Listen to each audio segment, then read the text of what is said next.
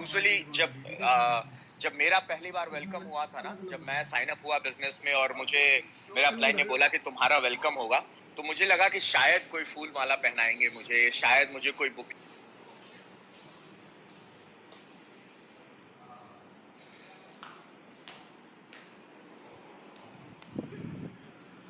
के दिन। ऐसा कुछ हुआ नहीं। Is it okay now? Okay, so I don't know, I mean who someone was calling me or something like that, but that's okay, no problem. So जब जब मेरा पहली बार वेलकम हुआ था, तो is it audible? Okay, just hold on.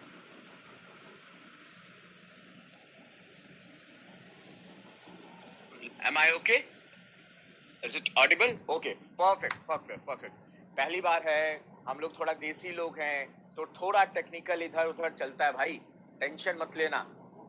कम से कम ये शुरू तो हुआ, अदरवाइज मुझे नहीं पता कि आप में से कितने लोगों ने मेरा वेलकम अटेंड किया है। कितने लोग पहली बार मेरा वेलकम अटेंड कर रहे हैं? जरा खटाखट मैसेज लिखो ना, कितने लोग पहली बार मेरा वेलकम अटेंड कर रहे हैं? ओके, परफेक्ट है भाई, गुड। ओके, चलो ठीक है, फिर लगते हैं काम पे। ओके, सो आप लोगों को बोर्ड दिख रहा है? Clear? Is it visible? Okay, done, ठीक है। ओके, मैसेज आ रहा है। Okay, done. Okay, so now the most important thing, जो सबसे इंपॉर्टेंट चीज जो वेलकम में हमको बताई जाती है, वो समझाई जाती है, वो शुरू यहां से होती है कि आई होप आप सब लोग मेरी ये बात मानेंगे और आप सब लोग इस बात से एग्री जरूर करेंगे कि आप लोग अपनी जिंदगी में कहीं ना कहीं पॉइंट ए में हैं। आज आप जो भी कर रहे हैं, आप जिस सिचुएशन में हैं, जिस पोजीशन में भी हैं, वो आपकी जिंदगी का पॉइंट ए है। और आप सब लोग एट द सेम टाइम मुझे इस बात से भी एग्री करेंगे कि आप सब लोग अपनी जिंदगी में पॉइंट बी पे पहुंचना चाहते हैं, point A to point B. अब ये पॉइंट ए और पॉइंट बी का मतलब क्या है? पॉइंट ए का मतलब कि आपकी करंट सिचुएशन क्या है, आपकी करंट इनकम क्या है, आपका करंट लिविंग स्टैंडर्ड क्या है, आपका करंट घर कौन सा है, आपकी करंट गाड़ी कौन सी है, मतलब जो करंट सिनेरियो है वो आपका क्या है। और एट द सेम टाइम आप सब लोग मुझसे इस बात से भी एग्री करेंगे कि आप सभी अपनी जिंदगी में बेहतर पोजीशन पे पहुंचना चाहते हैं, दैट इज पॉइंट बी। बेहतर घर, बेहतर इनकम, बेहतर गाड़ी, बेहतर लाइफस्टाइल, बेहतर हर चीज। अग्री करेंगे आप इससे? बिल्कुल, 100%। बट आप एक बात मुझे बताइए, अगर आपको पॉइंट ए से पॉइंट बी पे पहुंचना है, अगर आप पॉइंट ए से पॉइंट बी पे जाना चाहते हैं, तो अगर जो काम आप डेली बेसिस पे कर रहे हैं 24/7, अगर आप वही काम डेली करते रहेंगे, तो क्या आप पॉइंट बी पे पहुंचेंगे? नहीं, बिल्कुल भी नहीं। इसका मतलब कि जो भी आप कर रहे हैं, आपको डेली बेसिस में जो भी आप कर रहे हैं, आपको इसमें कुछ चेंज लाना पड़ेगा। क्योंकि अगर चेंज लाएंगे नहीं, तो आप कभी बी तक पहुंचेंगे नहीं। ओके, अब पहले दिन आप आए बिजनेस में और पहले ही दिन या पहले ही कुछ दिनों में चेंज की बातें होने लगी। चेंज, बदलना है। और ये जो बदलना होता है ना, ये इतना आसान होता नहीं है, और ऐसा भी नहीं होता है कि एक दिन में हो जाए या 2 दिन में हो जाए। It's a process. ये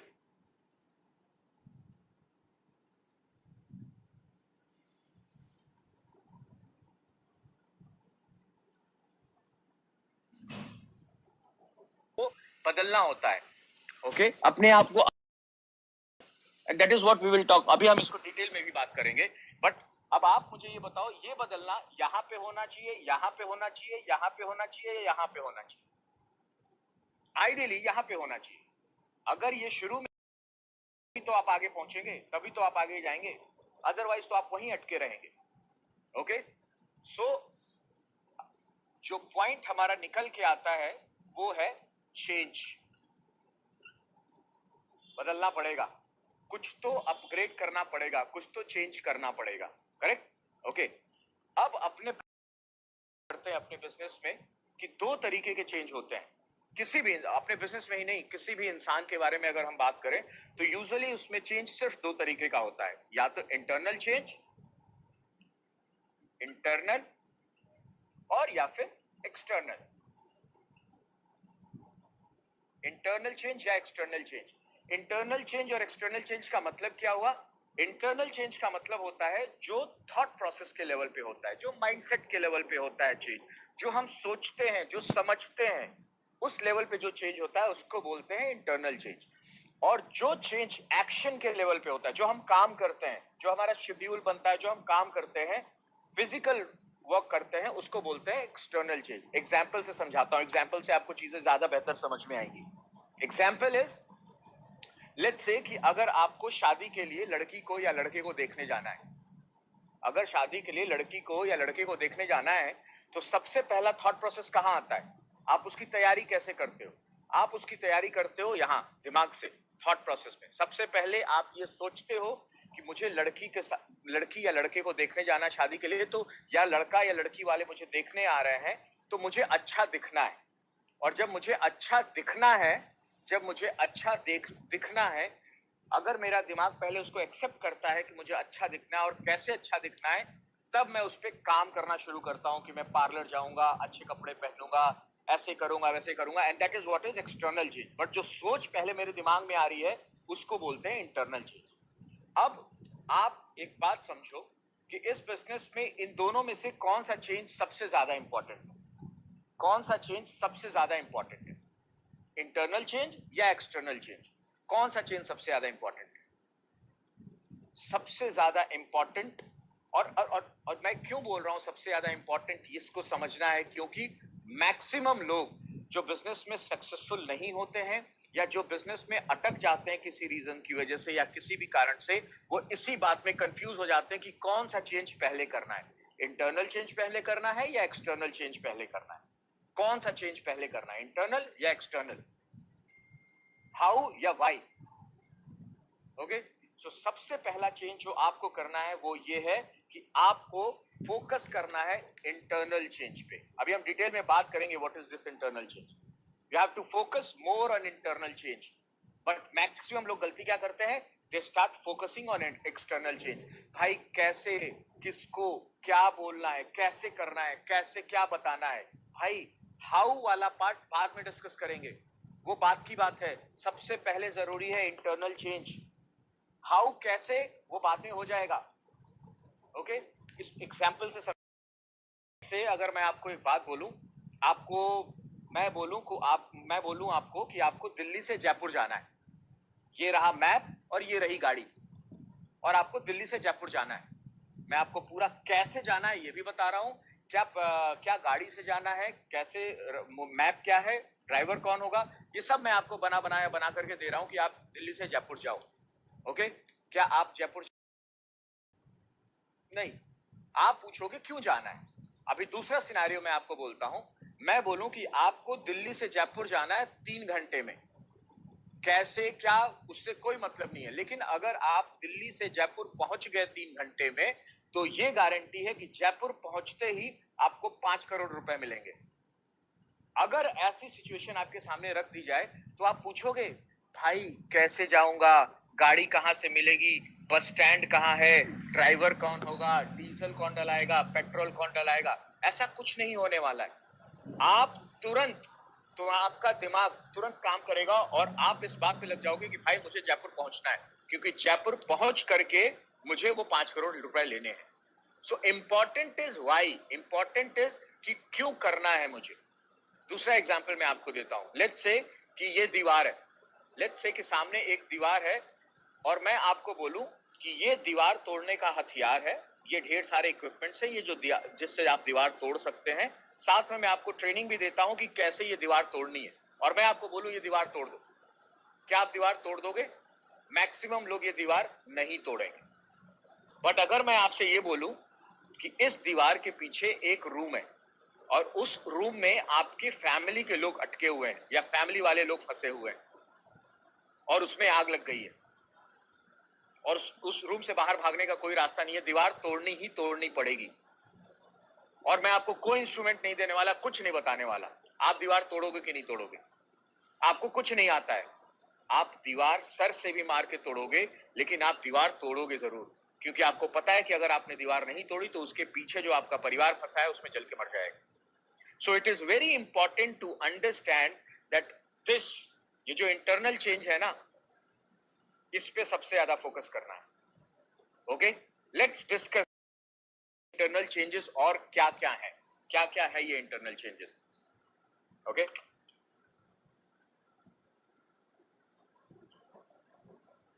आई होप आप लोगों को सब कुछ क्लियर दिख रहा है।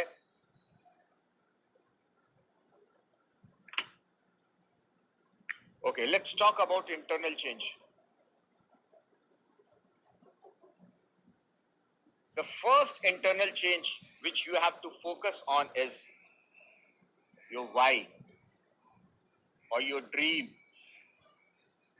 or your reason. जो मैं अभी आपसे बात कर रहा था, जो दोनों एग्जाम्पल मैंने आपको दिए, वो कहीं ना कहीं वो यही बता रहे थे, आपका रीजन क्या है, वाई। ओके, इसको एक एग्जाम्पल से और समझ सकते हैं।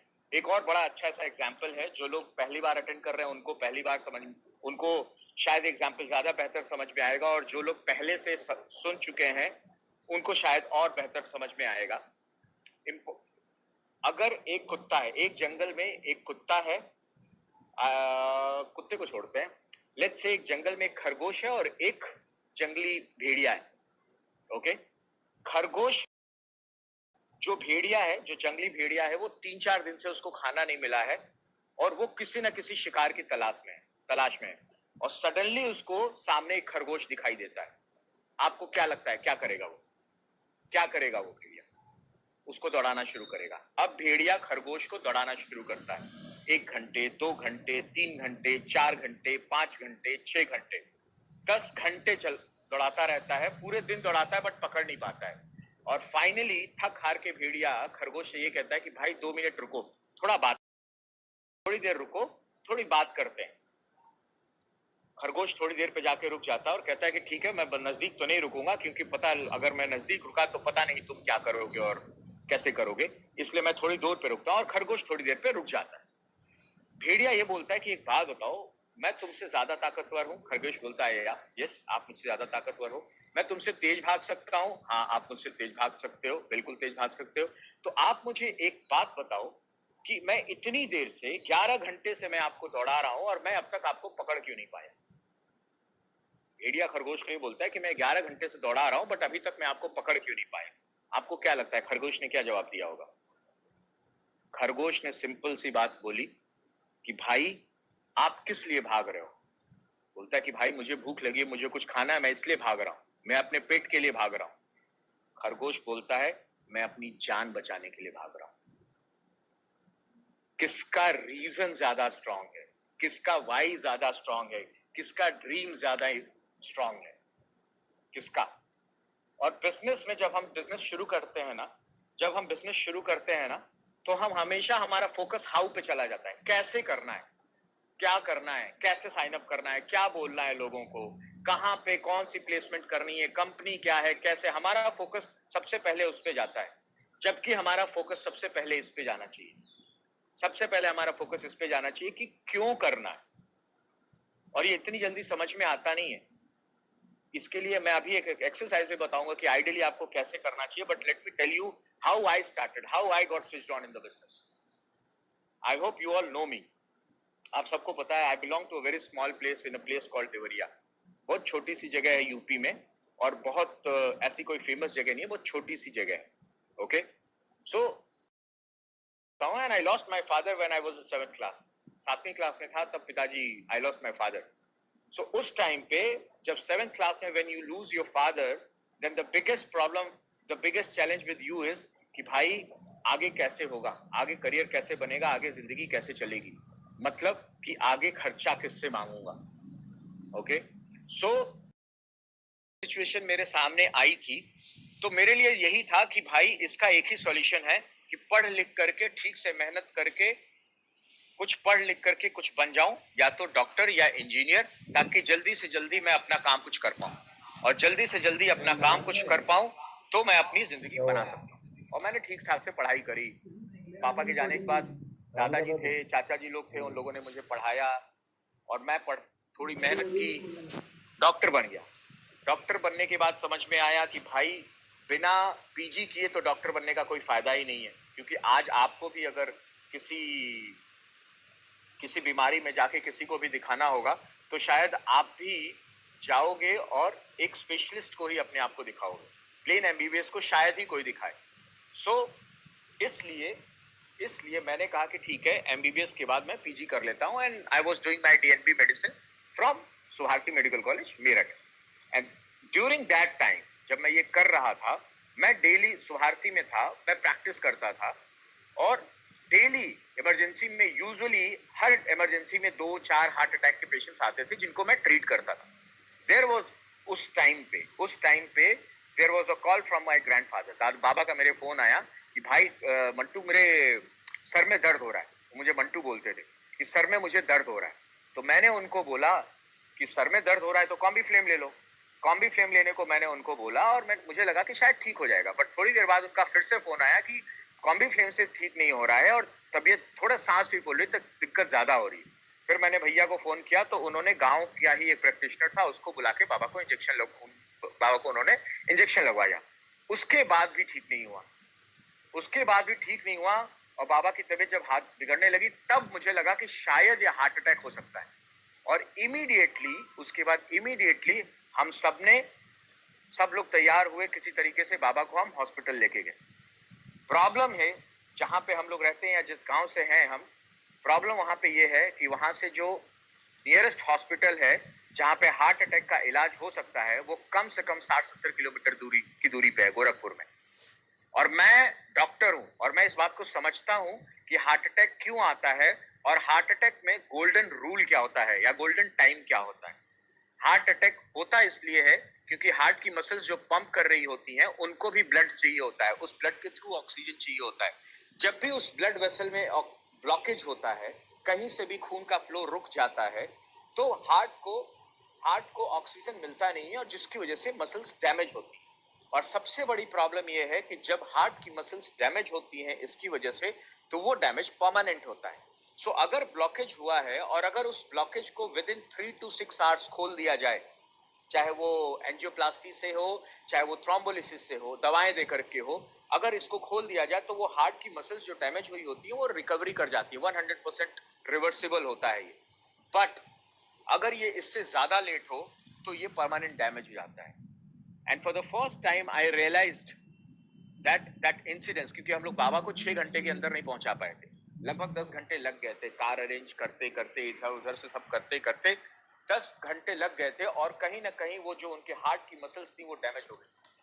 और एज अ डॉक्टर मुझे फर्स्ट टाइम तब रियलाइज हुआ, तब समझ में आया कि भाई पढ़ लिख के डॉक्टर तो बन गया हूं, लेकिन अपने ही बाबा को, जिन्होंने मुझे पढ़ाया लिखाया, आज की डेट में जो मेरी उन्होंने फीस दी, जो मेरा वो खर्चा देते थे, सब कुछ जो वो करते थे, उनको ही जब जरूरत पड़ी तो मेरी डॉक्टरी काम नहीं है। और क्या कर सकता था मैं उस समय? कम से कम घर पे एक गाड़ी तो रहती कि उनको टाइमली हॉस्पिटल लेके पहुंच जाते। तो 60 किलोमीटर 2 घंटे की जर्नी थी, 6 घंटा तो बहुत होता है। And for that time I realise कि जो मैं कर रहा हूं ना, जो मैं ये डॉक्टरी कर रहा हूं या इससे जो पैसा कमा रहा हूं, ये शायद उतना सफिशिएंट नहीं है, ये शायद उतना नहीं है कि उससे मैं अपने घर की, मतलब ये अपने घर पे कुछ कर पाऊं, एक्स्ट्रा कर पाऊं, क्योंकि अभी तो अपने आप को ही सेटल करने में लगा था। For the first time I was realizing that. So उसी टाइम से कुछ ना कुछ करने का तो दिमाग में हमेशा चलता था। फिर ये जब बिजनेस मुझे मिला ना, जब मुझे ये बिजनेस मिला और जब मैंने वेलकम अटेंड किया, ऐसे ही किसी का वेलकम अटेंड किया एंड आई लिसन, मैंने अपने दिमाग में एक बार डिसाइड की कि सबसे पहला काम जो इस बिजनेस से कमा के करना वो ये कि बाबा के लिए घर पे एक गाड़ी रख दूं। इट्स नॉट लाइक कि गाड़ी रख दूंगा तो उनको कोई और प्रॉब्लम नहीं होगी। मेरा इंटेंट सिर्फ इतना था कि गाड़ी घर पे रहेगी तो अगर उनको कोई प्रॉब्लम हुई तो टाइमली वो हॉस्पिटल पहुंच जाएंगे, उनको टाइमली मेडिकल फैसिलिटीज मिल जाएंगी और उनको वो नहीं होगा जो होना चाहिए, क्योंकि वो डिटेलिंग शायद मैं ज्यादा बेहतर समझता था। ओके, सो मेरा reason, this was one of my reason. I had many more reasons, not this was, but उस टाइम पे जब मैंने बिजनेस शुरू किया तब ये एक रीजन ऐसा था जो मुझे सोने नहीं देता था।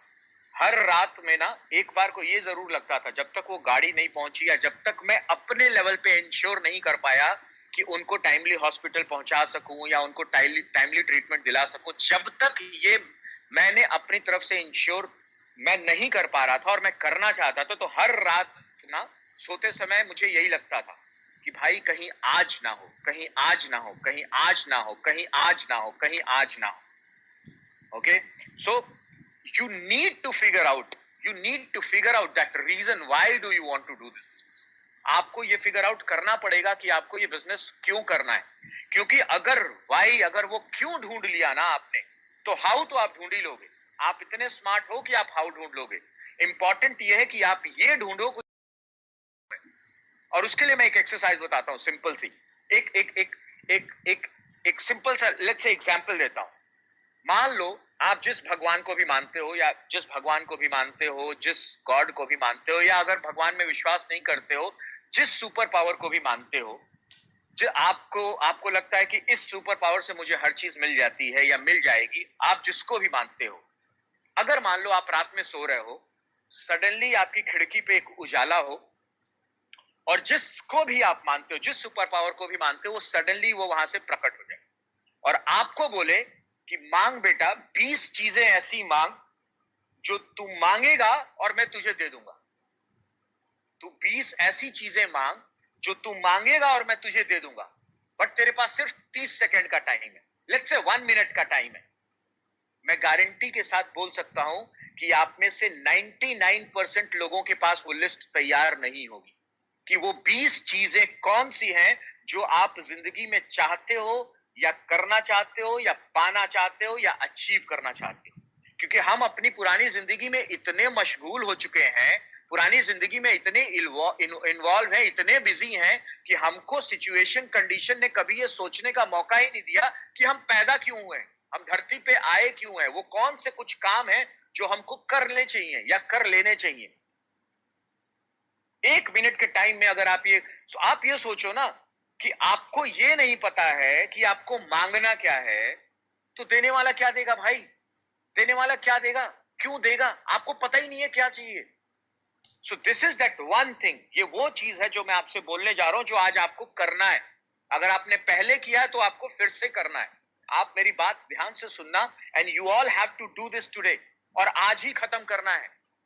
मैं चाहता हूं कि आज शाम को अकेले या अपने स्पाउस के साथ, मतलब अपने पति या अपने पत्नी के साथ, जिसके साथ भी आपको बैठना है, आप बैठिए और 20 वो चीजें लिख डालिए जो आपको अपनी जिंदगी में चाहिए, जो आपको अपनी जिंदगी में करनी है। जैसे एक बच्चे अगर अगर और चाहिए कैसे और किस जोन में जाके वो लिखनी है, बिना जज किए, बिना ये सोचे कि ये मिलेगा कि नहीं मिलेगा। आपको सिर्फ मांगना है। जैसे कि एक बच्चा मांगता है ना, जब आपका बच्चा आपसे जिद करता है ना, तो वो ये नहीं सोचता है कि पिताजी दे पाएंगे कि नहीं दे पाएंगे। उसको सिर्फ इस बात से मतलब होता है कि मुझे ये चाहिए तो मुझे चाहिए। आप वो 20 चीजें लिख लीजिए जो आपको चाहिए। अगला पॉइंट ये है कि मैं ये लिखित में दे सकता हूं कि आप में से 99% लोग, फिर से 99% लोग, मैक्सिमम 8 या 9 चीजें जो शुरू की लिखेंगे ना, वो सबकी कॉमन होगी। बढ़िया घर, बढ़िया गाड़ी, balance, holiday, jewellery, cash, bank account में इतना पैसा। कुछ चीजें होंगी जो 8 से 9, 10 चीजें होंगी जो सबकी सेम होंगी। और मैं यही आपको बताना चाहता हूं कि वो जो चीजें आप लिखते हैं ना, गाड़ी चाहिए, घर चाहिए, अच्छा खाना चाहिए, हॉलीडे चाहिए, भाई वो सपने नहीं है, वो तो आपकी बेसिक नेसेसिटी है। एक इंसान को रोटी, कपड़ा और मकान, खाना, इसका तो हक बनता ही बनता है। वो तो आपकी बेसिक नेसेसिटी है, वो तो आपको चाहिए ही चाहिए। वो आपका ड्रीम कैसे हो सकता है? ड्रीम शुरू होते हैं उसके बाद। जो ये शुरू के 10 चीजें, 8-10 चीजें जब आप लिख लेते हो ना, उसके बाद जो आप लिखते हो ना, उसमें आपको मिलता है वो ये वाई, वो एक रीजन जो आपको इस बिजनेस में जिंदा रखता है, उसमें मिलता है। अब वो रीजन ढूंढने के लिए क्या करना चाहिए?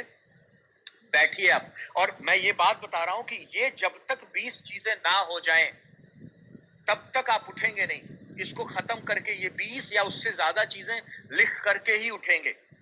बैठिए अब आपने 10 चीजें लिख ली, अब उसके बाद याद करिए बचपन से, जब से आपने होश संभाला है, तब से लेकर के अब तक अपनी सारी अच्छी चीजें याद करिए, आपकी जिंदगी में क्या क्या अच्छे पल आए वो सारे याद करिए, उससे रिलेटेड चीजें आपको अपने ड्रीम्स में जरूर मिलेंगी।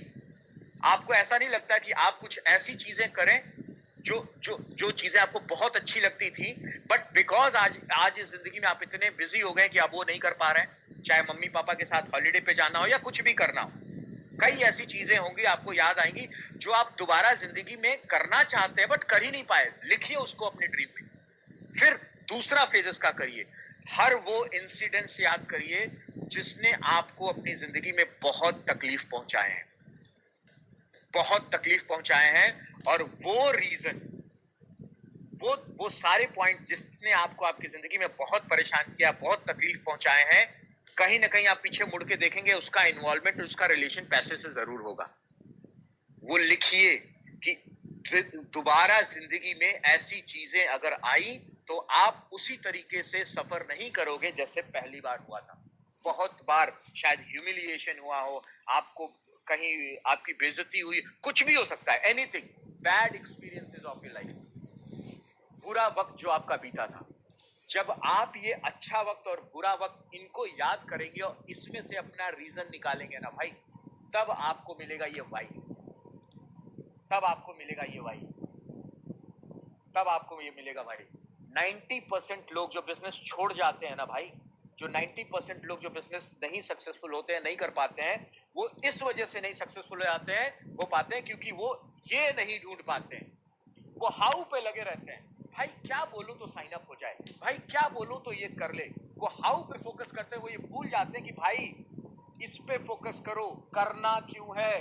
Late me tell you one thing, there are 50,000 reasons not to do the business, but remember one thing, you need one reason why do you want to do the business, one reason, एक reason ऐसा हो। सोचो आप मेरे बारे में, जब मैंने ये सोच लिया था कि मुझे वो गाड़ी है, सोचो रात में जब सोने में जाता होगा और मुझे याद आता होगा कि भाई आज नहीं गाड़ी पहुंची, अगर कुछ इमरजेंसी हुई तो क्या होगा।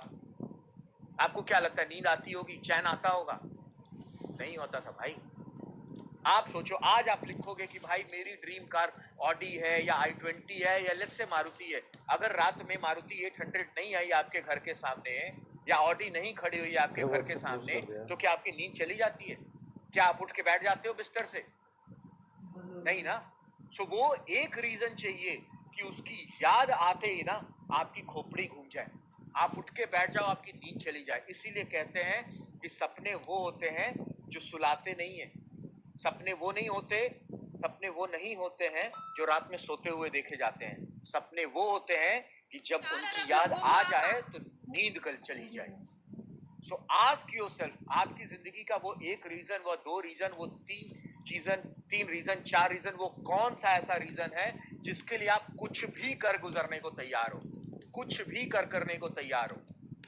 याद करो कोई ऐसी चीज जो अपने माँ बाप को आप देना चाहते हो, कोई ऐसी चीज जो आप अपने ग्रैंड पेरेंट्स के लिए करना चाहते हो, कोई ऐसी चीज जो अपने बच्चे के लिए करना चाहते हो।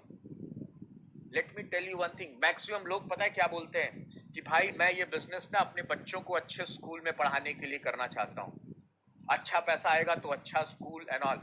Let me tell you one thing, अच्छा स्कूल की डेफिनेशन क्या है? अच्छे स्कूल की डेफिनेशन ये होती, आपकी नजर से ये होती है, वो डिसाइड करता है कि आपकी जेब में पैसा कितना है, जितना पैसा होता है उसके हिसाब से आप डिसाइड कर लेते हो कि बच्चे का स्कूल कौन सा अच्छा है।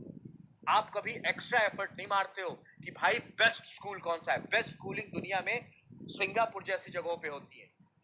कभी आपने सोचा है कि क्या बच्चे को विदेश पढ़ने के लिए भेज सकते हैं? आप वहां पे लॉजिक देना शुरू कर दोगे, देश में भी तो अच्छे स्कूल हैं, देश में भी तो अच्छी चीजें हैं। भाई कितने ऐसे इंसिडेंसेस हुए हैं अपने ही देश में जहां पे बच्चे को स्कूल में हॉलीडे चाहिए था कि एग्जाम पोस्टपोन हो जाए और उसने अपने ही स्कूल में किसी बच्चे को नुकसान पहुंचा दिया, मार दिया या कुछ भी कर दिया।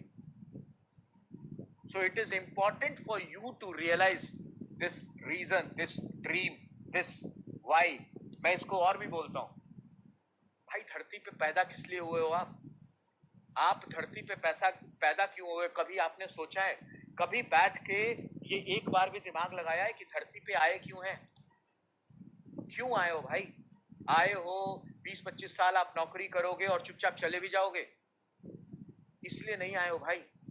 और आज की डेट में तो मैं ये बात बोल रहा हूं, जो करंट सिनेरियो चल रहा है, इस करंट सिनेरियो में अगर आपके पास क्यूनेट है और अगर आप ये बिजनेस कर सकते हो ना, तो कोई तो रीजन है, आप उसको समझ नहीं रहे हो, उसको समझने की कोशिश कर नहीं कर रहे हो। पूरी दुनिया में जब सारा काम धाम बंद है, आपका बिजनेस चल रहा है, आप अपने घर में बैठे हो, पोर्टल चल रहा है, ट्रांजैक्शंस हो रही हैं, हम वेलकम, ट्रेनिंग सारी हो रही हैं, सारे सिस्टम हो रहे हैं, सारे वीसल हो रहे हैं, सारे प्लान्स हो रहे हैं, आपका बिजनेस नहीं रुका। आपको क्या लगता है ऊपर वाला चाह लेता तो आपका बिजनेस नहीं रुक जाता क्या? एक चुटकी पूरी दुनिया रुक गई है, बट आपका बिजनेस नहीं रुका है। कभी इस तरीके से सोचा है, सोचने की कोशिश की है कि भाई ये बिजनेस आपकी जिंदगी में क्या लेकर के आया है? सोचो आप इसको और ढूंढ के निकालो वो रीजन कि क्यों करना है ये बिजनेस। जब से ये शुरू हुआ ना कि हम घर के लॉकडाउन शुरू हुआ, हम अपने घर के बाहर नहीं जा सकते और कुछ कर नहीं सकते, तब से मेरे दिमाग में ना, हम जितने आपके आईएसपीज एंड एडवांस आईएसपी जितने अप्लायंस हैं, हम सबने बैठ के ये डिसाइड किया था कि भाई this is the time for us to take the charge in our hand. ये टाइम आ गया कि हम और मेहनत करें, क्योंकि दिस इज द टाइम, लोगों को लॉकडाउन की पड़ी है, लोगों को अपने फिजिकल सेफ्टी की पड़ी है, बट भाई at the same time financial safety भी तो जरूरी है, फाइनेंशियल सेफ्टी भी तो जरूरी है। अगर ये लॉकडाउन खत्म होगा, उसके बाद क्या सिनेरियो होगा? कभी किसी ने सोचने की कोशिश की है कितने लोगों की सैलरी कट, कितने लोगों का जॉब भी जा सकती है, कुछ भी हो सकता है। सो अगर हमारे साथ, हमारे पास कुछ ऐसा है जो हम लोगों को दे सकते हैं, then why not? So figure out that reason, why do you want to do the business. ये सबसे ज्यादा इंपॉर्टेंट है। 90% अगर अगर अगर आपने बिजनेस शुरू करते समय इस पे फोकस नहीं किया, और अगर आपने हाउ पे फोकस किया, कैसे करना है, तो बिजनेस का पहला गलत मूव जो होता है ना, पहला गलत टर्न जो होता है ना, वो यही होता है। लोग वाई पे फोकस नहीं करते हैं, लोग हाउ पे फोकस करने लगते हैं। कैसे करूं, क्या बोलूं, अरे भाई ये तो सोचो ना, क्यों करना है, वो कैसे, सब बाहर, सब आ जाता है। मैंने एग्जांपल दिया ना कि अगर आपको बोला जाए दिल्ली से जयपुर 3 घंटे में पहुंच जाना है, और पहुंचते ही ये भी बता दिया जाए कि भाई इस होटल में पहुंच जाओ, तो आपको 5 करोड़ रुपए मिल जाएंगे, और आपको ना कोई मैप बताया है, ना कोई गाड़ी दी है, ना ये बताया है कि रास्ता क्या है, सिर्फ ये भी नहीं आपको पता है कि जयपुर में किस लोकेशन पे वो होटल है, आप अपने तरीके से ढूंढ लोगे। वॉइस नहीं आ रही है? Is it okay? Is it Audible? Okay, they are saying it is yes, it's audible. Okay, good. आ गया जी भाई, आ गया. So it is important for you to understand this. आप उठा के देख लीजिए जितने आपके अप्लायंस हैं, जितने अप्लायंस हैं या जितने सक्सेसफुल फिगर्स हैं, उन सब में सिर्फ एक बात कॉमन मिलेगी आपको, उनका रीजन बहुत स्ट्रांग था, उनका रीजन बहुत स्ट्रांग था। कुछ भी हो जाता था ना, वो इसकी वजह से बिजनेस में जिंदा रहते थे। So this is the most important change which you need to figure on. सबसे ज्यादा सबसे इंपॉर्टेंट इंटरनल चेंज जो है वो यही है, why? और इसी को लोग सबसे ज्यादा इग्नोर करते हैं। लोगों को लगता है कि नहीं भाई, पहले हाउ वाले पे फोकस कर लेते हैं, आप बताओ कैसे प्लान दिखाना है, आप बताओ कैसे बात करनी है। भाई ये रीजन क्लियर हो गया ना दोस्त, ये रीजन क्लियर हो गया ना, क्यों करना है, पर्पस क्या है, पैदा क्यों हुए हो, जिस दिन ये समझ में आ गया ना दोस्त, उस दिन आप सब कुछ निकाल लोगे, सब कुछ कर लोगे। आपको आपके अपलाइन की बातें समझ में आएंगी, आपको बुक्स समझ में आएंगी, आपकी वीडियो समझ में आएंगी, आपकी ट्रेनिंग समझ में आएंगी। लेकिन अगर ये क्लियर नहीं है ना, तो फिर तो बहुत, और जब तक ये क्लियर ना हो, let me tell you one more thing, कि जब तक ये क्लियर ना हो ना, तब तक प्लीज किसी से बात मत करो बिजनेस की, प्लीज मत करो, ये क्लियर कर लो। और मैंने जो एक्सरसाइज आपको आज बोली है ना, जो ड्रीम लिस्ट बनाने की एक्सरसाइज मैंने जो बोली है ना, जो 20 या उससे ज्यादा पॉइंटर्स लिस्ट आपको बनानी है, आप वो करके देखो, आपको एक ऐसा इमोशनल रीजन जरूर मिलेगा जो आपको ऐसी उंगली करेगा ना कि बाकी लोगों की उंगली आपको समझ में नहीं आएगी।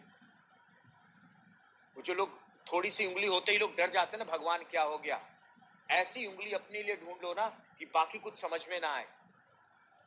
Okay, so make sure that you know that why are you doing this business। और आज तक सबसे बड़ा प्रॉब्लम यह है, क्यों हमारे साथ ये दिक्कत होती है, क्यों हम इस पे फोकस नहीं करते हैं, क्योंकि आज तक हमने जितनी नौकरी की है, आज तक हमने जितने बिजनेस किए कभी हमको किसी ने समझाया ही नहीं कि क्यों। लोगों ने बोला डॉक्टर बन जाओ, इंजीनियर बन जाओ, पैसे आएंगे पैसे आएंगे, but what's the basic main reason why? So focus on this thing. सबसे ज्यादा टाइम आपको इसी बात पे ध्यान देना चाहिए, इसी बात पे रखना, फोकस करना चाहिए कि रीजन क्या है, व्हाई क्या है आपका। एक बार व्हाई ढूंढ लिया ना भाई, बाकी सब कुछ ढूंढ लोगे आप। Okay, and make sure that you all are attending. अगर आपका वाई क्लियर होगा ना तो आप लगातार बने रहोगे। 2 घंटा आज अगर आप अपनी जिंदगी का निकाल के अभी बैठे रहे और लगे रहे, I can promise you one thing कि by end of this welcome ना आपकी खोपड़ी हिल गई तो नाम बदल देना आप मेरा। खोपड़ी हिला दूंगा आज आप लोगों की मैं। So make sure that you are here and you are listening each and every word. Okay, second internal change. This was the first internal change. The second internal change is faith and belief. अब ये faith और belief क्या होता है? Faith आस्था, एक लड़की का नाम, और belief विश्वास का एक लड़के का नाम। So faith हो गया फीमेल और belief हो गया विश्वास मेल। ऐसा है क्या? नहीं, ऐसा नहीं है। आपको फेथ एंड बिलीफ का मतलब समझ में आना चाहिए। क्यों समझ में आना चाहिए? क्योंकि समझ में आएगा तभी ये इंटरनल चेंज आप कर पाओगे। फेथ का मतलब होता है आस्था। आपको भगवान में आस्था है, आपको अल्लाह में आस्था है, आपको गुरु नानक, आपको अपने किसी न किसी भगवान में या किसी न किसी सुपर पावर में आस्था है। आपने क्या देखा है भगवान को? मुझे नहीं लगता किसी ने भी वो सुपर पावर को देखा होगा या किसी ने भी उस भगवान को देखा होगा, बट आस्था तो है ना। आस्था तो है ना। आप ये मानते तो है ना कि कोई सुपर पावर, कोई भगवान, कोई तो है ना। मानते हैं ना? ओके, सो ये फिर बिलीफ क्या होता है? ये बिलीफ क्या है फिर? आस्था है आपको भगवान में। आपने भगवान को देखा नहीं, बट आपको भगवान में आस्था है। आप जानते हैं कि भगवान कहीं तो एग्जिस्ट करता है, कुछ तो कहता है। पता है ये बिलीफ कब कन्वर्ट होता है? कब आपको समझ में आता है कि ये बिलीफ आपको कब आता है? जब किसी मुसीबत पे पड़ेंगे ना, आपके ऊपर जब भी कोई मुसीबत आती है ना, आप सबसे पहले भगवान को याद करते हैं। करेक्ट? और कई बार ऐसा हुआ है कि आपने भगवान को याद किया किसी मुश्किल वक्त में, और कुछ इधर उधर दाएं बाएं कुछ सिचुएशन बदली और आप सडनली उस सिचुएशन से बाहर निकल गए। सडनली आप सिचुएशन को हैंडल कर गए। सडनली उस सिचुएशन ने आपको, आप उस सिचुएशन से बच गए। ऑन दैट डे यू से, उस दिन आपको भगवान पे भरोसा भी आ जाता है कि अब तक आस्था थी कि कोई भगवान होता है, आस्था थी, बट जब कुछ ऐसा होता है तब आपको भरोसा आ जाता है कि हाँ, विश्वास आ जाता है कि हाँ, भगवान जैसी कोई चीज है। सो ये जो बिजनेस जब आप शुरू करते हैं ना, तो आप 100 फेथ से बिजनेस शुरू करते हैं, 100% आस्था से बिजनेस शुरू करते हैं, आस्था से जब बिजनेस शुरू करते हैं। लेकिन कुछ दिनों बाद, 4 साल 5 साल 6 साल, जब आप बिजनेस में कुछ किसी लायक बन जाते हैं ना, तब आपको समझ में आता है और तब आपको इस बिजनेस में आपका विश्वास बन जाता है। अगर आज मैं आपको बोलूं ना, जब मैंने बिजनेस शुरू किया था तो मैं डॉक्टर था, प्रैक्टिस करता था। अभी नहीं प्रैक्टिस करता हूं, बट आज 8 साल बाद, 8 साल 2 महीने बाद मैं ये बोल सकता हूं कि मुझे इस बिजनेस में आस्था थी 100%, लेकिन विश्वास अब जाके आया है। जब काउंटर पे पैसा आता है तब विश्वास होता है, तब विश्वास बनता है। लेकिन बिजनेस ये होता तभी है जब आप इसको 100% आस्था के साथ शुरू करें। सो इंटरनल चेंज आस्था के साथ, 100% आस्था के साथ। और ये आस्था ना केवल 100% होती है। ये कभी ऐसा नहीं होता कि 99% आस्था, ऐसा नहीं होता है। It is just like a pregnant lady. A lady is इधर प्रेग्नेंट और नॉट प्रेग्नेंट, या तो है या नहीं है। ऐसा नहीं होता कि 99% प्रेग्नेंट है और 1% नहीं है, ऐसा कुछ नहीं होता। सो अगर आपको लगता है कि 1% भी डाउट है ना, तो आपकी आस्था फिर 0% है, फिर वो 99% नहीं है। And that's what I want you to understand. यही मैं चाहता हूं कि आप इसको समझो। एक और एग्जांपल से समझाता हूं। हाइलाइट्स मोड का आपने नाम सुना होगा कि there is something called as highlights mode. कैसे इस आस्था को जिंदा रखना है, कैसे समझना है कि ये कैसे कैसे इसको, इस आस्था को कैसे फील करना है, कैसे समझना है कि आस्था है क्या। ओके ओके, सो दिस इस आस्था को समझना कैसे है। मान लो इंडिया और पाकिस्तान का मैच चल रहा है, world cup final India Pakistan का मैच चल रहा है, या हाईलाइट मोड मैं आपको समझाने की कोशिश कर रहा हूँ। इंडिया और पाकिस्तान का लेट्स से मैच चल रहा है, ओके। इंडिया पाकिस्तान फाइनल है और आप ऑफिस में हो, आप ऐसी जगह पे काम करते हो जो कंपनी शायद यूएस बेस्ड कंपनी है, उसमें जो बॉस है वो शायद यूएस का है और उसको कोई फर्क नहीं पड़ता कि आप इंडिया से हो, आप किस कंट्री से हो, आपके यहाँ क्या क्रिकेट है। और जिस दिन फाइनल है और आखिरी का जब फाइनल चल रहा है, आखिरी के 2 घंटे या मैच जो 2020 है 3 घंटे का जो मैच चल रहा है, उस समय उसने कोई बोर्ड मीटिंग रख ली। अगर उसने कोई बोर्ड मीटिंग रख ली तो आप सिर्फ उस बोर्ड मीटिंग पे फोकस कर सकते हो और कुछ नहीं कर सकते। उसने मोबाइल लैपटॉप सब बंद करा दिया, कोई कनेक्टिविटी नहीं छोड़ी कि आप किसी भी तरीके से आप उसको कनेक्ट कर पाओ, सब कुछ छोड़, सब कुछ बंद करा दिया। So tell me one thing, अगर ऐसा हो, अब बोर्ड मीटिंग खत्म हुई, आप बाहर निकले ऑफिस से, बाहर निकले आप ऑफिस से, आप देख रहे हो कि लोग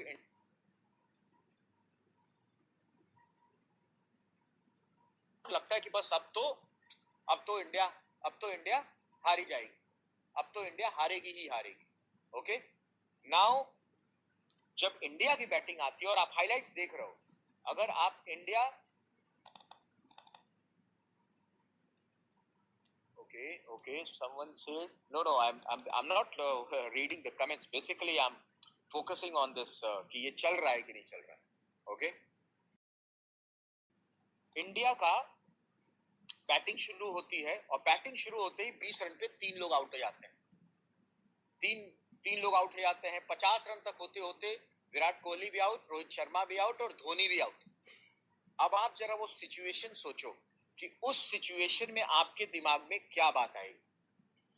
आपको मैच का रिजल्ट पता है, आपको पता है कि इंडिया जीत चुकी है, अब आपको डाउट आएगा या आपको एक्साइटमेंट होगा? अगर रिजल्ट नहीं पता होता, अगर रिजल्ट नहीं पता होता तो आपको क्या आता? डाउट। अरे यार ये लोग ना हमेशा मैच फिक्सिंग कर देते हैं, India Pakistan world cup final कैसे हार सकती है, रोहित शर्मा भी आउट, धोनी भी आउट, कोहली भी आउट, खत्म, बर्बाद है हमारी टीम, खाली पेपर पे अच्छी है, फाइनल नहीं। आप उस जोन में चले जाओगे। लेकिन जब आपको रिजल्ट पता है, जब आपको रिजल्ट पता है कि भाई इंडिया मैच जीत चुकी है, तो आपको ये डाउट नहीं होगा, आपको एक्साइटमेंट होगा कि भाई बनाए किसने रन, 250 रन, 5 लोग आउट हो चुके हैं 50 रन पे और मेन में बॉलर ये चले गए, आज खेला कौन? So in that zone, that is the zone of that faith, कि आपको पता है कि हम मैच जीते हुए हैं, आपको पता है कि ये बिजनेस आपके लिए वर्क करेगा ही करेगा, आपको पता है कि ये बिजनेस में अगर आ गए तो सक्सेसफुल होंगे ही होंगे। और जब वो एक एक करके सक्सेस मिलती चली जाएगी ना, तो ये आपका ये जो फेथ है ना कि हम मैच जीते ही जीते हैं, वो बिलीफ में, विश्वास में कन्वर्ट होता जाएगा, ओके। अब ये फेथ एंड बिलीफ आपको होना किसमें चाहिए? ये फेथ एंड बिलीफ आपको होना चाहिए सबसे पहले गॉड में। ये फेथ एंड बिलीफ सबसे पहले आपको होना चाहिए गॉड में। गॉड में कैसे? गॉड में क्या? फेथ एंड बिलीफ, सबसे पहले फेथ एंड बिलीफ होना चाहिए गॉड में, उस सुपर पावर में जिसने आपको ये बिजनेस दिया। मैं हमेशा ये बात मानता हूं कि ये बिजनेस मेरी जिंदगी में आया क्योंकि मैंने ही कभी ना कभी मांगा था। आप सब ने, मैं गारंटी से कह सकता हूं कि आप जितने लोग बिजनेस में हैं, क्यूनेट में हैं, कहीं ना कहीं आप सब ने अपनी जिंदगी में ये बात भगवान से मांगी थी। कोई ना कोई डिफिकल्ट सिचुएशन रही होगी जब आपने भगवान से प्रे किया होगा कि भगवान मुझे ये दे दो, भगवान मुझे ये चाहिए, भगवान मुझे ये दे दो। और अब जब भगवान ने आपको दे दिया है तो आप उस पर डाउट कर रहे हो, मुझसे होगा, नॉट माई कप ऑफ, पता नहीं मैं कर पाऊंगा कि नहीं। भगवान ने आपके ऊपर डाउट नहीं किया भाई, भगवान ने आपको दिया है। इट्स जस्ट सिंपल दैट कि आपने भगवान से संतरे का जूस मांगा, एप्पल का जूस मांगा, तो भगवान ने आपको एप्पल दे दिया या संतरा दे दिया। This is as simple as that. Juice तो खुद मेहनत करके निकालना पड़ेगा। और अगर आपकी जिंदगी में क्यूनेट आया है, अगर आपकी जिंदगी में क्यूनेट आया है, तो there is a reason, there have that faith, ऊपर वाले ने किसी न किसी रीजन से दिया होगा ये बिजनेस आपको, किसी न किसी रीजन से दिया होगा, अदरवाइज मैं भी शायद अभी प्रैक्टिस ही कर रहा होता। लेकिन शायद भगवान को पता था कि मैं डॉक्टरी से शायद उतने लोगों की हेल्प नहीं कर पाऊंगा जितने लोगों की आज हेल्प मैं बिजनेस के थ्रू कर पा रहा हूं। और कहीं ना कहीं शायद मैंने जरूर मांगा होगा, तो भगवान ने जब मुझे दिया ना ये मौका, तो फिर मैंने इसको डाउट नहीं किया उस पर, बस लग गया कि भाई अब ये करना है। दूसरा, फेथ एंड बिलीफ योरसेल्फ। भगवान ने आपको ये बिजनेस देते हुए डाउट नहीं किया। आप कौन होते हो डाउट करने वाले? आप किस बात का डाउट कर रहे हो भाई? आप कहते हो मैं बहुत पढ़ा लिखा नहीं हूं, मुझसे नहीं होगा, मुझे इंग्लिश नहीं आती, मुझे नहीं होगा, मेरी एज ज्यादा हो गई है तो नहीं होगा, मैं बहुत यंग हूं तो नहीं। ऐसा कुछ नहीं है। अगर ऊपर वाले ने जिस सिचुएशन में भी, जिस डिग्री के साथ भी, जिस नॉलेज के साथ भी, अगर ऊपर वाले ने ये बिजनेस आपको दिया है तो सोच समझ के दिया है। इसका मतलब आप इसको करने के लिए कैपेबल हो। आपको वो भरोसा होना चाहिए, वो फेथ, आपको वो आस्था होनी चाहिए। बस आपको मेहनत करनी है, तब ये विश्वास में कन्वर्ट होगा कि हाँ, ऊपर वाले ने सही दिया था। So second, faith and belief is yourself. Third, faith and belief किसमें? इस बिजनेस में या इस इंडस्ट्री पे। मैं हमेशा बोलता हूं कि ये जो फेथ एंड बिलीफ है ना, अपने बिजनेस पे या अपनी इंडस्ट्री पे, ये नॉलेज से आता है। जितनी ज्यादा आप पढ़ाई करेंगे, जितनी ज्यादा इस बिजनेस के बारे में, अपनी कंपनी के बारे में नॉलेज रखेंगे, ये फेथ एंड बिलीफ उसी से आता है, ये उसी से आता है। सो पढ़ने के लिए सही चीजें पढ़िए। चाहिए अगर आपको गूगल से ही पढ़ना है तो सही चीजें निकाल करके पढ़िए, वो मत पढ़िए जो आपको डिस्ट्रैक्ट करते हैं।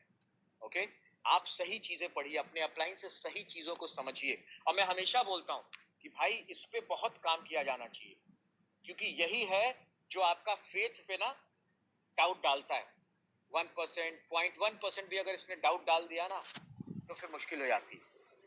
आप कितने भी सुपर पावर क्यों ना हो, आपको अगर नॉलेज नहीं है अपने बिजनेस के बारे में, अपने कंपनसेशन प्लान के बारे में, अपने अप्लायंस के बारे में, अपनी इंडस्ट्री के बारे में, मैं हमेशा एक छोटी सी बात इस पे जरूर बोलता हूं कि भाई, direct selling industry is a new industry, is all together a different industry.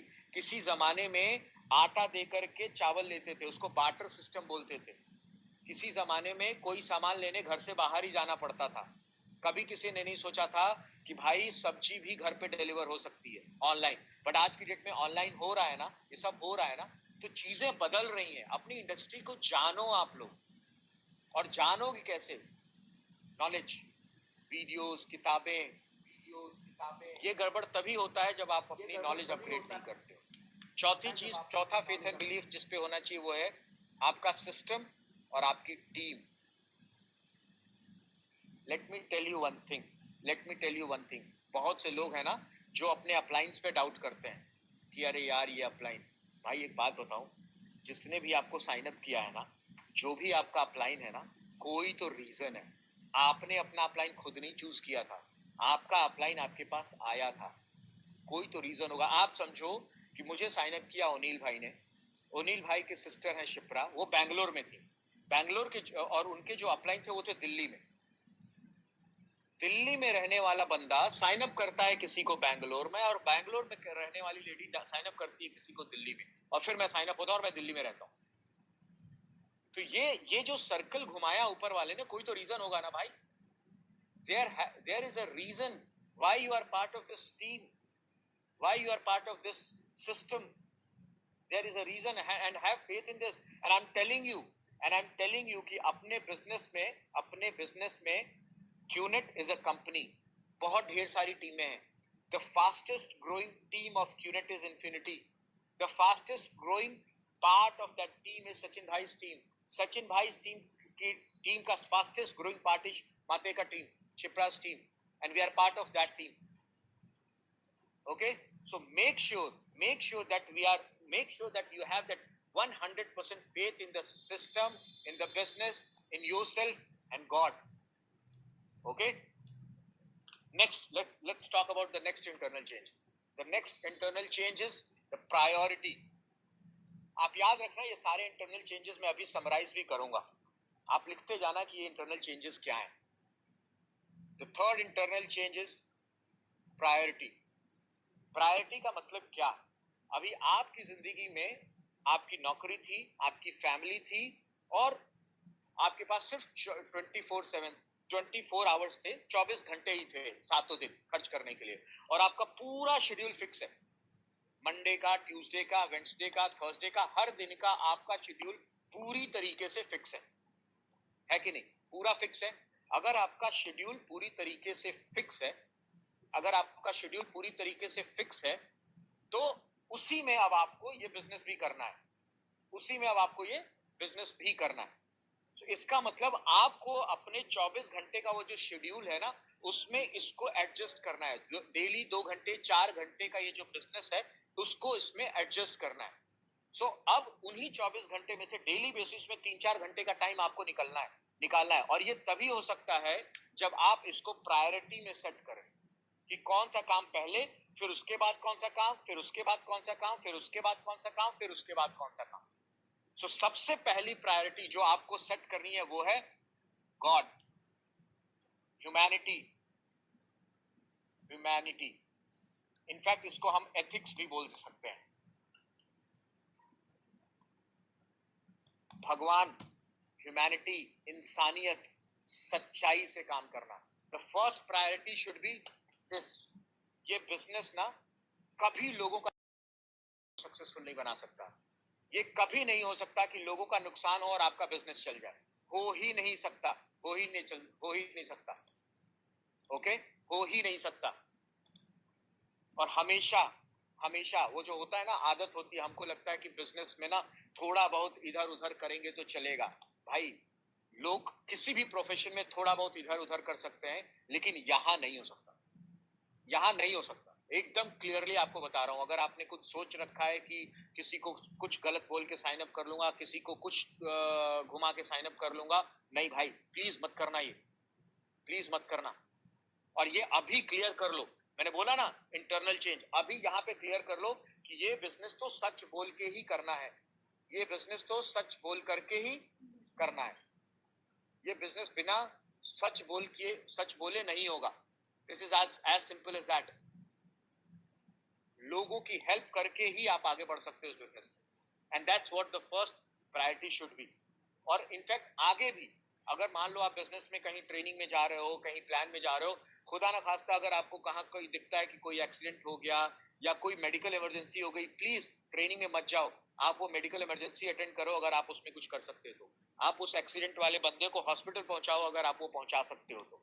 That is more important than going to training. Training फिर हो जाएगी, आपका अपलाइन कर देगा, but become a good human being. हम क्यों आज की डेट में हम क्यों इतनी मेहनत कर रहे हैं, हम अभी लाइव पे आ रहे हैं, या क्यों हम सिस्टम में आने की कोशिश कर रहे हैं, या हम बात करने की कोशिश कर रहे हैं? क्योंकि हमको लग रहा है that we have the maximum experience with us.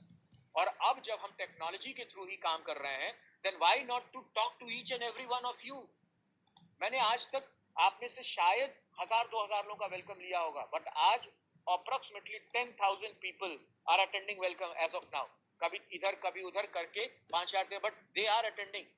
At least I am trying my level best to contribute. That's what, यही सीखा है हमने इस बिजनेस पे। और हम जब पहले दिन से आए थे ना, तब से हम यही थॉट लेके आए थे। अदरवाइज डॉक्टरी नहीं छूटी होती भाई, अदरवाइज शायद प्रैक्टिस ही कर रहा होता मैं। अगर यहाँ जरा भी इधर उधर 3-5 होता ना, तो मैं यहाँ नहीं होता, क्योंकि मैं 3-5 करने वाला इंसान नहीं हूं, मेरे पास इतना दिमाग नहीं है।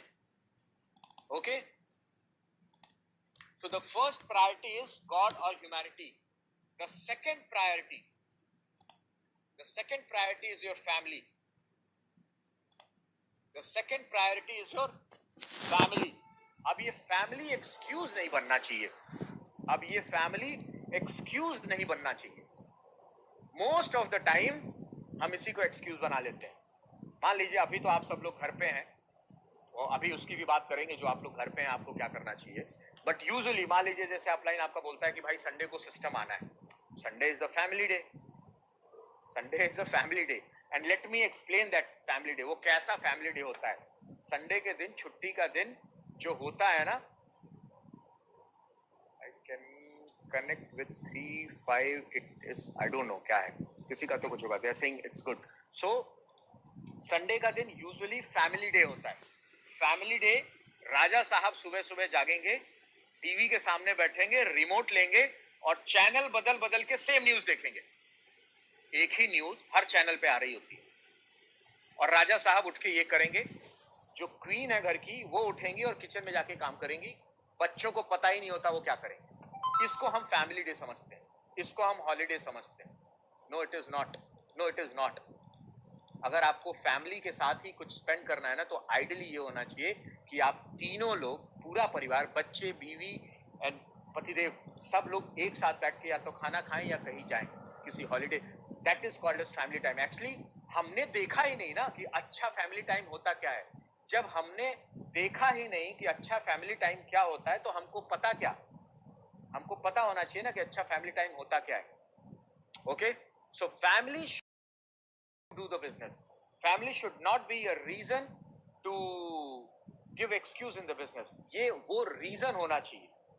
जितने अप्लायंस है ना, सबकी कहानियां आप उठा के देख लो. चाहे माते की कहानी आप उठा के देख लो कि उनके बेटे को का एक्सीडेंट हो गया, बावजूद उसके बिजनेस में गई. चाहे अनिल भाई की कहानी उठा के देख लो कि बेटी का सर, वाइफ की डिलीवरी हो रही थी, बेटी का सर फट गया, बट बावजूद उसके जाके उन्होंने प्लान दिखाया. So they were doing, the reason to do the business was the reason to do the business was the reason to do the business was their family, not an excuse. And you also have to go on the similar path. That reason should be, your family should be a reason to do the business, not an excuse. ठीक है. इसमें एक और चीज, priority में ना, God में भी ना, कई बार लोग, इनको लगता है कि पूजा पाठ वाला काम पहले है. भाई आपको भी पता है कि आप पूजा पाठ कैसे करते हो, आपको भी पता है. Okay. Third priority is your job or your business. मैंने कई लोगों को देखा है कि उनको लगता है कि क्यूनेट में आते ही नौकरी छोड़ देनी चाहिए. भाई ये गलती नहीं करनी, बिल्कुल भी नहीं करनी है, बिल्कुल भी नहीं करनी है. आपका अपलाइन आपको पूरा रोड मैप बना के देगा कि आपको कब क्या क्या करना है. क्योंकि अभी आपके बिजनेस जो शुरू कर पा रहे हैं ना, वो अपनी जॉब या अपने बिजनेस की वजह से ही शुरू कर पा रहे हैं. सो I have full respect for the people who are going to the job or doing their business. Please, तीसरी प्रायोरिटी आपकी जॉब या आपका बिजनेस ही होना चाहिए. यहाँ और कोई प्रायोरिटी नहीं होनी चाहिए. तीसरी प्रायोरिटी यही होनी चाहिए, but at the same time excuse भी नहीं होना चाहिए. Okay. Three priority. Now comes the fourth priority, and that is called as QNET. Now this fourth priority is the most important priority. इसी प्रायोरिटी को हम यूजुअली लास्ट प्रायोरिटी बना देते हैं, जो कि हमको नहीं बनाना है. The fourth priority has to be QNET. अब यहाँ पे चौथी प्रायोरिटी, पड़ोसी का बर्थडे, किसी की शादी, इनके फ्रेंड का कुछ और. भाई प्लीज अगले 4 से 5 साल के लिए ना, make sure that this priority is your business. Because ये जब देगा ना, तो ये धीरे धीरे टाइम टू टाइम ना, यही इसके ऊपर फिर यही प्रायोरिटी ऊपर चलती चली आती है. आज की डेट में मुझे लगता है कि मेरी जिंदगी का जो टॉप प्रायोरिटी है ना, वो बिजनेस ही है. क्योंकि इस बिजनेस के थ्रू ही ये मैं सब कुछ कवर कर पा रहा हूँ. पूजा पाठ, ह्यूमैनिटी, सब कुछ इसी के थ्रू हो रहा है. आज की डेट में हम सब लोग अपने अपने घर में फंसे हैं, कोई घर के बाहर नहीं जा सकता. बहुत से ऐसे लोग बाहर जाके लोगों की हेल्प करना चाहते हैं. अरे भाई, अगर आप सच में लोगों की हेल्प करना चाहते हो, then why you are not showing them the plan? क्यों नहीं, क्यों नहीं, क्यों ये प्लान क्यों नहीं दिखा रहे हो? आपको क्या लगता है ये बिजनेस उनकी जिंदगी में कंट्रीब्यूट नहीं कर सकता? This will definitely contribute in their life, in their business, in their life. Walk, think like that, ना? और वीडियो कॉन्फ्रेंसिंग के through when we can talk, then why you cannot show the plan? You can always do that. Okay? So priorities, ये दिमाग में आपके होना चाहिए. अब अपना दिन, अपना वीक, अपना शेड्यूल इसी हिसाब से प्लान करो. आप बिजनेस की जिस स्टेज पे हो, और मैं आपको बता रहा हूँ, जैसे जैसे आप बिजनेस में आगे बढ़ोगे, आपको खुद समझ में आ जाएगा कि क्यूनेट थर्ड प्रायोरिटी होनी चाहिए, सेकंड होनी चाहिए, फर्स्ट होनी चाहिए. बट जब आप शुरू कर रहे हो, तो इस तरीके से आप सोचना शुरू कर दो. Okay. So this is the third internal change, priority. Okay, so before I talk about certain external changes, let's revise all the internal changes. पहला internal change, वाई, क्यों करना है। दूसरा इंटरनल चेंज 100% फेथ के साथ शुरू करना है। फेथ किस पे? भगवान पे। भगवान ने सोच समझ के आपको ये बिजनेस दिया है। फेथ किस पे? खुद पे, कि अगर भगवान ने आपको देते समय डाउट नहीं किया तो आप अपने आप पे डाउट मत करें। फेथ किस पे? अपने बिजनेस पे। नॉलेज इकट्ठी करिए, पता करिए ये क्या बिजनेस है, क्या कंपनी है। नॉलेज इकट्ठी करिए, और नॉलेज किससे इकट्ठी की जाती है? एक्सपर्ट से, पान वाले से नहीं। अगर आपको अपने बेटे को क्रिकेटर बनाना है तो पान वाले से बात करेंगे या क्रिकेट में जो सक्सेसफुल इंडिविजुअल है उससे बात करेंगे? जो सक्सेसफुल है उससे ही ना। अदरवाइज पान वाला भी बताता है कि सचिन तेंदुलकर ने काश थोड़ा सा और पैर निकाल के ऐसे कट किया होता तो स्लिप में कैच नहीं होता, विराट ने थोड़ा सा और बैकफुट पे जाके पुल मारा होता तो शायद कैच नहीं होता। भाई इसीलिए वो पान वाला है, क्योंकि उसको सिर्फ यही आता है। अगर उसने सीखा होता तो आज पान नहीं बेच रहा होता, कुछ और कर रहा होता। Okay, so it is very important for you to understand that कि फेथ एंड बिलीफ में किस पे कब कहां इंटरनल चेंज। ओके, सो भगवान, बिजनेस पे एंड सिस्टम पे, अपनी टीम पे, अपनी ट्रेनिंग्स पे।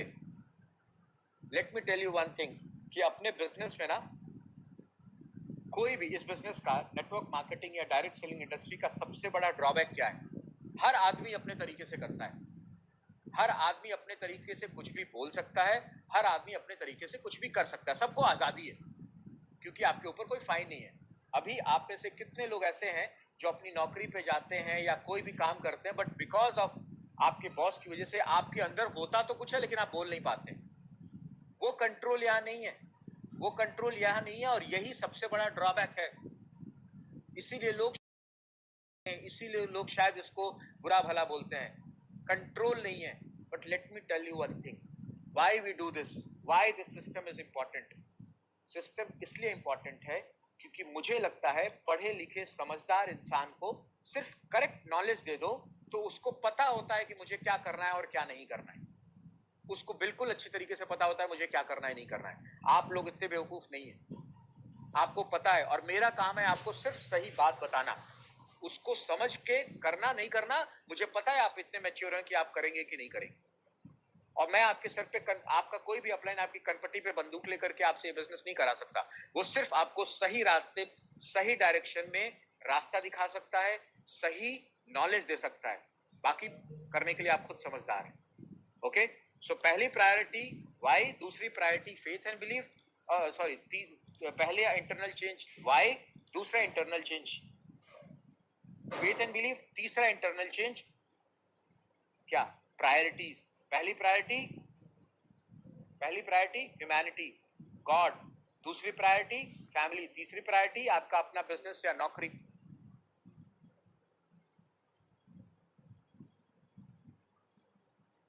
चौथी priority has to be clear. अब बीच में कुछ नहीं आना चाहिए, कोई पार्टी, कोई बर्थडे। 4 साल के लिए ना आप ये भूल जाओ, प्लीज ये मत करना। अगर आपने ये इंटरनल चेंजेस, अगर अपने दिमाग में ये चीजें बिठा ली और अपना शेड्यूल अगले 4 साल 5 साल के लिए इस हिसाब से बना लिया, then I'm telling you your business you will be successful in the business। होता क्या है, लोग 7 दिन तो करते हैं फिर 2 दिन छुट्टी ले लेते हैं, या 6 महीने करते हैं फिर हफ्ते भर का ब्रेक ले लेते हैं। वो ब्रेक नहीं लेना है। 4 से 5 साल का मतलब 4 से 5 साल, और 1 साल 365 दिन में बीतता है, तो आप ब्रेक नहीं ले सकते अगर आपको ये 4 से 5 साल में करना है तो। Okay, now let's come to the external change। external change,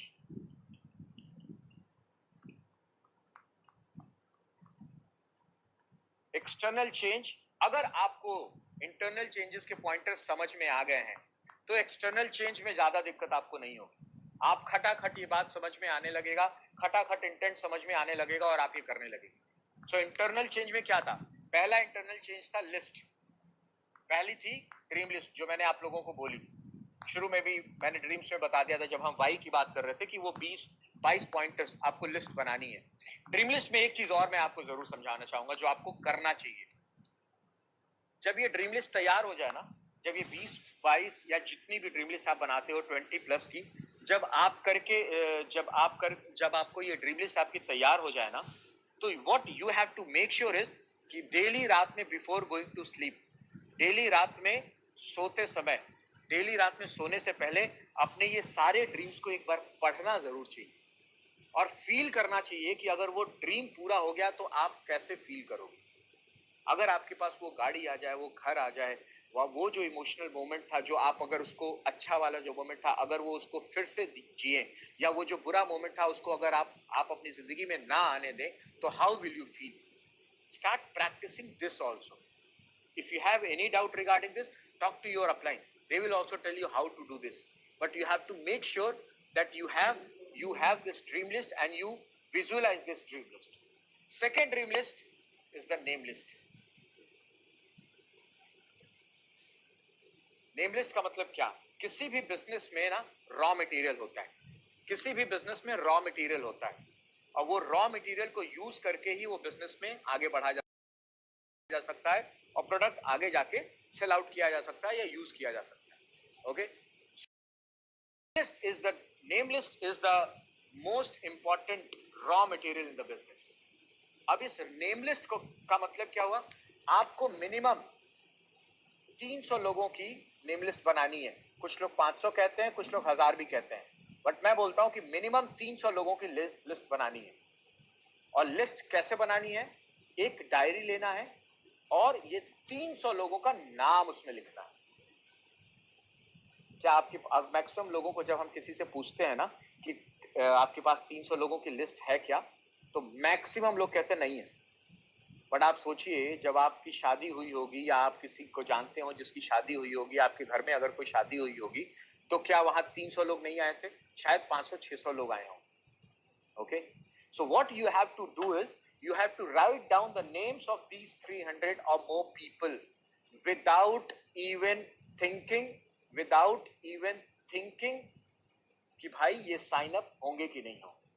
सबसे बड़ी गलती जो हम करते हैं ना, वो यही करते हैं कि ये नेम लिस्ट बनाते समय ना, बनाते हम इसके बारे में सोच लेते हैं कि अरे इसके पास तो बहुत पैसा है, ये नहीं करेगा, इसके पास तो बिल्कुल पैसा है, ये नहीं करेगा. ये प्री जजमेंट नहीं करना है.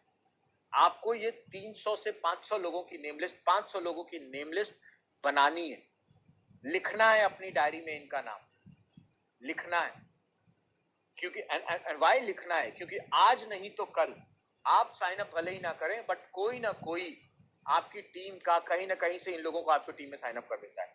ऐसे बहुत से लोग हैं बिजनेस में जो मेरी अपनी टीम में है, मेरी टीम में है, जिनको मैं जानता था, जिनका नाम मेरी नेम लिस्ट में लिखा था, बट मैंने साइन अप नहीं किया, मेरी टीम में किसी ने साइन अप कर दिया. So you have to make this name list. ये ना बहुत पहले हम एक निमोनिक भी दिया करते थे,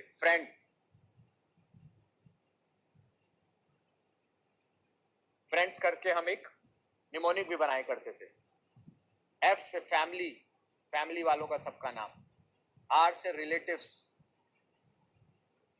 आई से जिस इंस्टीट्यूट में आपने पढ़ाई की, ई से इंस्टीट्यूट में जहां पे आपने पढ़ाई की या जहां भी आपने काम किया.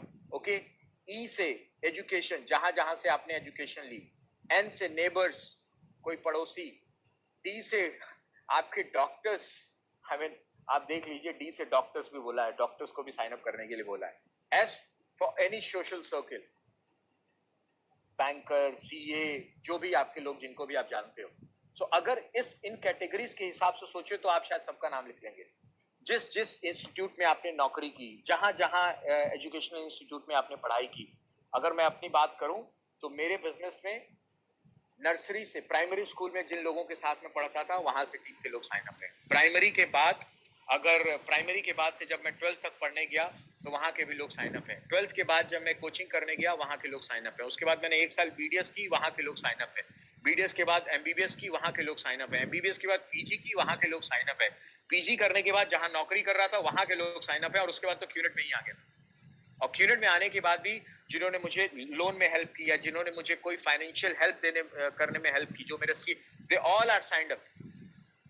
Today, my personal trainer, the one who trains me in the gym, he is also part of the business. So, it is very important to write down the name of each and every individual. Don't think कि कौन करेगा नहीं करेगा, कौन करेगा कौन नहीं करेगा. Okay? Now, once your name list is ready, what you are supposed to do? आपको इस नेम लिस्ट को 3 पार्ट में डिवाइड करना है. जब आपकी नेम लिस्ट तैयार हो जाए तो आपको इस नेम लिस्ट को 3 पार्ट में डिवाइड करना है। पहला हॉट,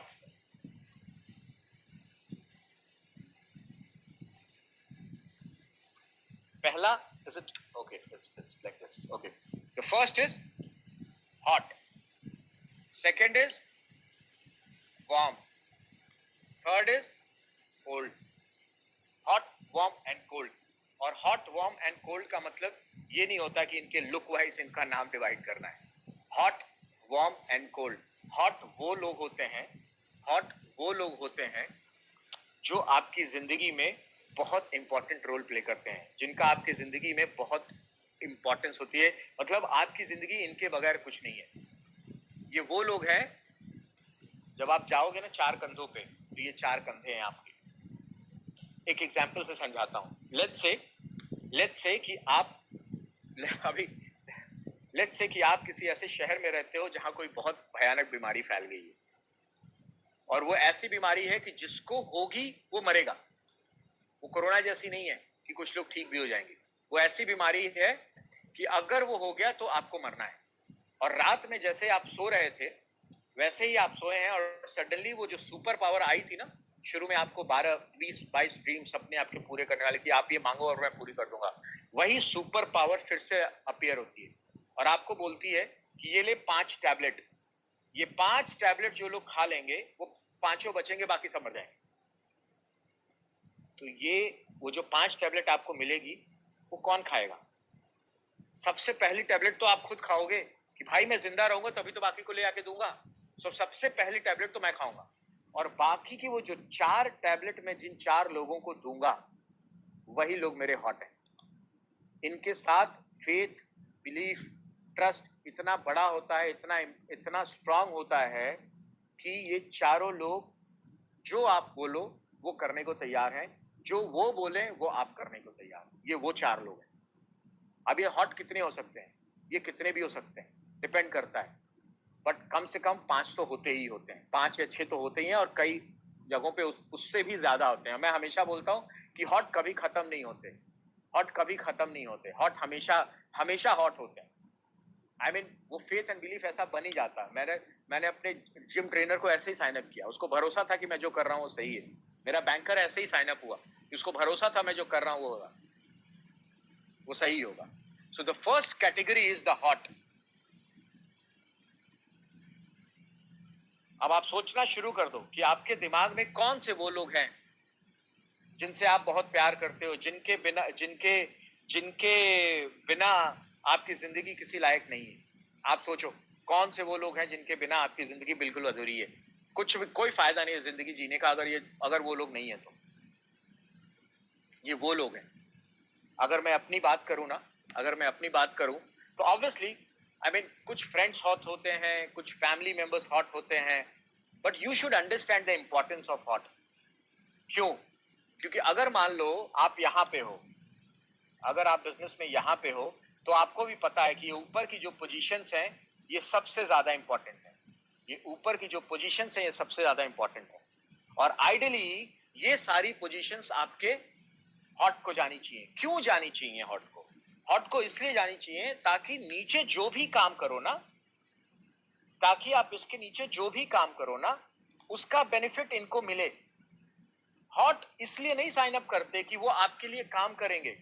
हॉट को कभी ये सोच के नहीं साइन अप करते हैं कि वो आपके लिए काम करेगा। अगर आपका जो हॉट साइन अप है वो काम करने लगे तो बहुत अच्छी बात है, बट आप उससे ये एक्सपेक्टेशन नहीं रख सकते कि वो काम करेगा ही करेगा, क्योंकि आपने उसको इसलिए नहीं साइन अप किया कि ये काम करेगा। उसको इसलिए साइन अप किया कि जो भी ये बिजनेस होगा ना इनके नीचे जो आप करोगे उसका बेनिफिट इनको मिलता रहेगा, ताकि खुदा ना खास्ता बाद में जब इनको पता लगे कि आपका बिजनेस, आपकी जिंदगी इस बिजनेस की वजह से इतनी बेहतर हो चुकी है, और ये तब अगर बिजनेस शुरू करें तो उनको इनके एक तरफ ना काम करना हो, सिर्फ दूसरे तरफ काम करना हो और इनका बिजनेस चलने लगे। इसलिए हॉट किए जाते हैं। That's the reason behind doing hot। और हॉट को बहुत बिजनेस नहीं समझाया जाता, डिटेल में नहीं समझाया सकता, क्योंकि आपको खुद समझने में अभी टाइम लगेगा, और अगर आपको खुद अभी बिजनेस समझने में टाइम लगेगा तब तक आपकी ये पूरी पोजीशंस, क्योंकि आपकी ये जो पोजीशंस होती है ना ऊपर की हॉट वाली, ये आपके सारे अपलाइंस के लिए ओपन होती हैं। कोई भी अपलाइन आपकी हॉट की पोजीशन पे किसी को भी साइन अप कर सकता है, क्योंकि we have only one left, two sides, only left and right. अगर मैं किसी तीसरे चौथे पांचवें बंदे को साइन अप करता हूं तो ऑब्वियसली उनके किसी न किसी के नीचे ही आएगा। And that's the reason why you should fill up your, you should block your hot positions ASAP without making them. अरे भाई, आप समझ रहे हो ना, आपको समझ में आ रहा है ना, अभी आपने सीखा नहीं है इसलिए आप अभी नहीं समझा सकते उनको, अभी नहीं समझा सकते आप उनको। और अगर उनको समझाने में अगर आपने टाइम वेस्ट किया तो ये पोजीशंस चली आएंगी। So there is a proper script which we follow how to talk to your hot people. Hot लोगों से क्या बात करनी चाहिए, कैसे बात करनी चाहिए, वो आप अपने अपलाइन से पूछना। They will tell you कि क्या बात करनी चाहिए और कैसे बात करनी चाहिए। मैं आपको इंपॉर्टेंस समझाना चाहता हूं कि इन पोजीशंस की इंपॉर्टेंस क्या है, ये ऊपर की पोजीशन की इंपॉर्टेंस क्या है। ओके, अगर मैं अपना एग्जांपल लेके बात करूं तो अगर मैं यहां पे हूं तो मेरी एक हॉट पोजीशन है यशु, माय वाइफ। और ऑब्वियस सी बात है, अगर मैं बिजनेस कर रहा हूं तो ये होना ही था। और ये ना, हॉट करना इतना आसान नहीं होता, क्योंकि हम सबको पता है बड़ी मुश्किल से तो हमने अपना साइन अप किया है, बड़ी मुश्किल से तो हमने अपने लिए पैसा अरेंज किया है। अभी हॉट का भी पैसा कहां से लगाए? तो जब ये मेरे साथ भी हुआ ना, जब मैंने साइन अप किया था, तो I took a personal loan and started the business. मुझे ना कोई अच्छा बैंक, ICICI, HDFC, सरकारी तो खैर छोड़ ही दो, ये लोग मुझे कोई लोन देने को तैयार नहीं थे। तो फुलेट्रॉन नाम की एक छोटी सी कंपनी है इंडिया में, जो आप लोगों को शायद पता हो, उसने मुझे लोन दिया था। 13% इंटरेस्ट रेट लिया था, 13 नहीं 17, 21, सॉरी, नॉट इवन 17, 21% पे। लोगों का आधा परसेंट इधर उधर हो जाता है तो लोग नहीं लोन लेते हैं, but I took a loan on 21%। और मैंने ये सोच लिया था कि 21% का मतलब क्या, 1 लाख रुपए पे 6-7 हजार रुपए ज्यादा, मतलब महीने में शायद 600-700 रुपए ज्यादा। ठीक है, कोई बात नहीं, उतना खर्चा कम कर लेंगे। अगर ये नहीं सोचा होता और नहीं साइन अप किया होता तो आज शायद वहां नहीं पहुंचा होता जहां पहुंचा हूं। Okay, so it is very important for us to understand कि भाई ये पोजीशंस, हमारा बिजनेस शुरू करना, ये पोजीशंस ब्लॉक करना। तो मैं बड़ी मुश्किल से मैंने अपने लिए लोन लिया था। मेरी कहानी बड़ी डिफरेंट है। ओके, अब जब ओनिल भाई ने मेरे को बोला, मेरा भी वेलकम हुआ और मुझे बोला गया कि भाई हॉट कर लो, तो मैंने ओनिल भाई को एक ही बात बोली है, भाई बात बताओ। पहले तो एक बात मन में आई कि यार ये जो मेरा अपलाइन है ना, पहले इसने मेरे साइन अप से पैसा बनाया, अब देखो अब मेरे घर वालों को साइन अप करवा के इससे पैसा बनाने में लगा।